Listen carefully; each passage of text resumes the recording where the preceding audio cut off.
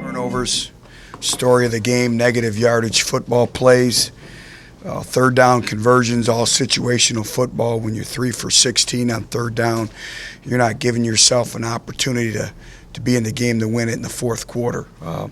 Defensively, I thought we started off playing exceptionally well. Their first 7 possessions, I believe we held them to about 37 yards. We were getting off the field. We talked about all week long about having to earn every yard that we get, and it would be a battle of field position. I thought that was extremely evident in the first half, and again, we didn't cash in on our field position. Good football team. When we lost 2 individuals up front, I think the overall depth was apparent. And again, the only way you fix that depth is to recruit. I'm a realist. That's all I can tell you. But again, understanding how to win, you can't turn the football over. We're not generating any turnovers defensively, and can't turn the football over in the special teams game. And we did that. So I'll answer any questions you may have.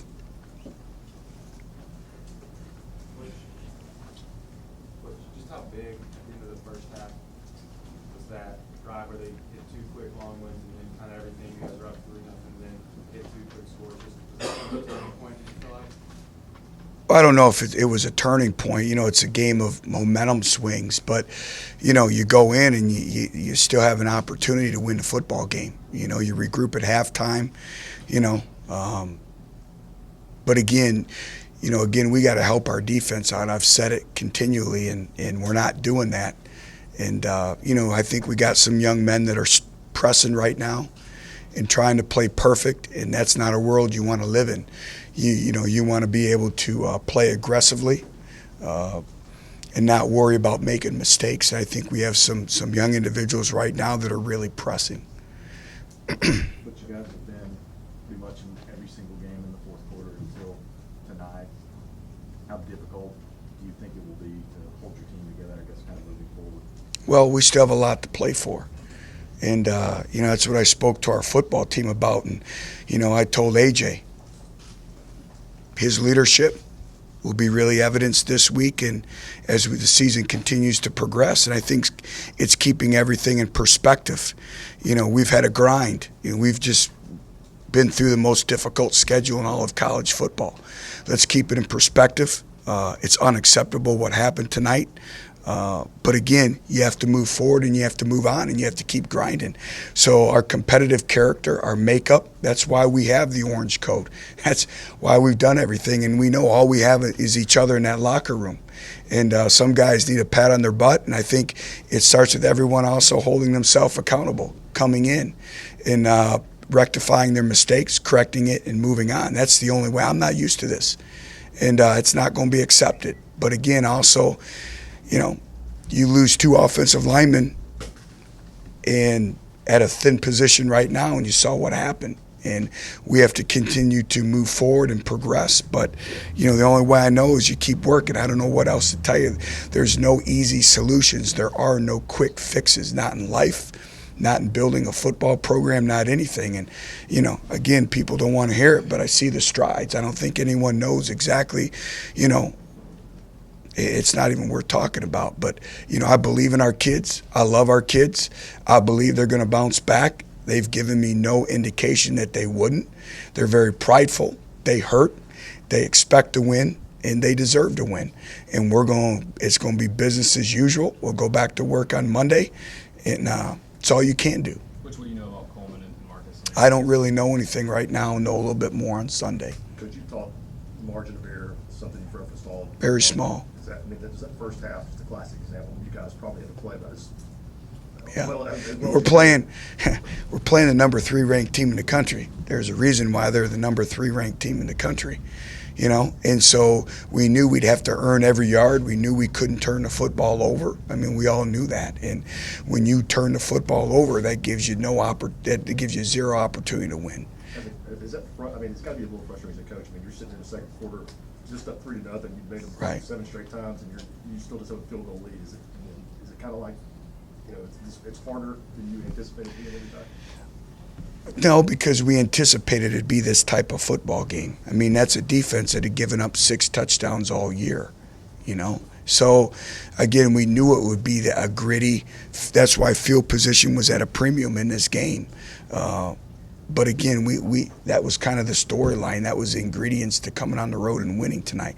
Obviously, that didn't happen, but you know, just got to keep moving forward. You mentioned helping out the defense. What was your overall evaluation of them? And was this kind of the night where just a little bit too much for Dash tonight? Well, again, I think it's third downs. I thought particularly early. You know, football is a game of momentum. You know, you have an opportunity to come in and take the crowd out. By the way, you know, it's another powerful illustration to prospective recruits and to our football team. We come on the road and a third of the stadium is orange. And I think that shows you the passion that our fan base has for Tennessee football and what we represent each and every day. And again, it's another illustration. There's a whole lot of people in this great state of Tennessee and Vol Nation that are counting on us. And we set the temperament. And again, it starts with me. I'm the caretaker of Tennessee football. But again, it's an illustration of what we represent. What you talked about guys pressing, do you feel like Justin was pressing there early on in the first half? No, you know, a couple of mistakes that maybe looked like it was the quarterback. We had one where he was in a scramble drill and he throws it to a spot, and we had a young player just stop on the play, and it's an interception. And again, we work it, you know, all the time in practice, and it's just, you know, those are the little things that we can't happen, and you know, our margin of error is very small, and we can't overcome those mistakes. So some of the things that look like it's the quarterback, sometimes it's not the quarterback. Which obviously Jalen was pretty banged up this week. What do you think you were able to get out of him tonight? I thought a gritty performance. Again, here's a young man, a true freshman who, you know, is giving his all, very prideful, plays exceptionally hard, very, very proud of him, and we're going to need more of that down the stretch. You know, and these are all experiences. People don't want to hear it, but these are all experiences that we have to learn from and move on, and we'll be better off for it in the long run. You know, and these are nights that if you're a competitor, you never forget. You just put it in your back pocket. And you never forget it, and you move forward. And I hope that maybe, you know, when these freshmen are juniors, sophomores, this drives us. But again, we still have a lot to play for during this season. And again, we just have to keep working every day. Coach, you knew that the Ole Miss defense was really good. Was there anything that's really surprised you about how good they were? No, they're very, very explosive. They run to the football. They're well coached, and they play with an attitude and they play with a mindset.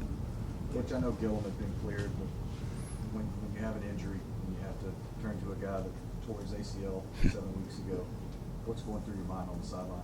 Well, again, I think that it's everything I've been pointing out with our lack of depth, and I think that was extremely apparent. And, you know, I think it's a tribute to Jacob and working his way back.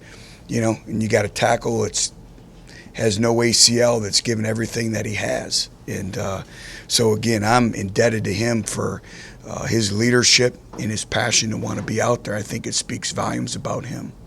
Which on the drive where Justin looked like he limped off, did you guys discuss bringing Nathan in to start that drive? Yes. Yep.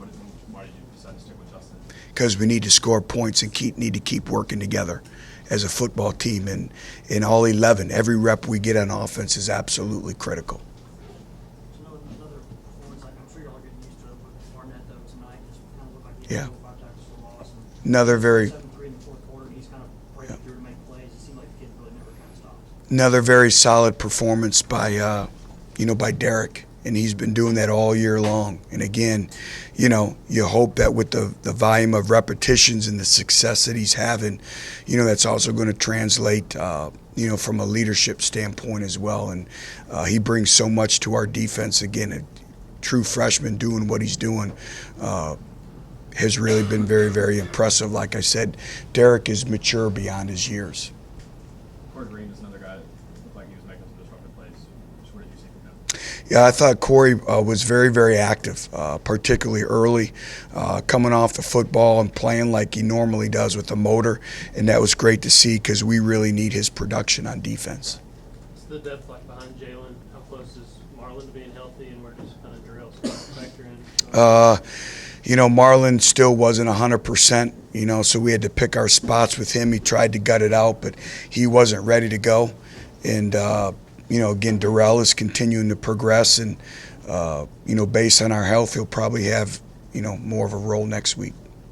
Can you explain the philosophy between, it seemed like 3 offensive line came in and when one came in, move them around, kind of what was the? Trying to get the best 5 on there. Morley took a pretty big hit there late. Looked like he might have dinged up his shoulder or anything. Do you have an update on that? No. I'll know a little bit more tomorrow.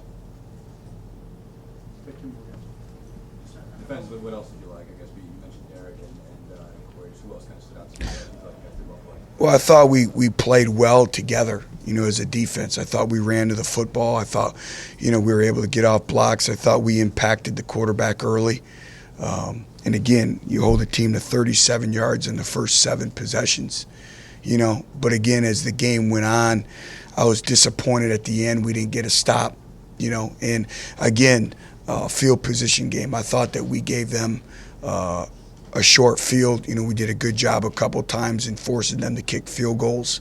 But I thought, take away a drive or 2 towards the end of the game, I thought they were resilient all night. I know we've asked Virgin this question before, but with some of the protections issues up front, especially tonight when a couple guys go down, how much, if any, does that handicap you from a play calling?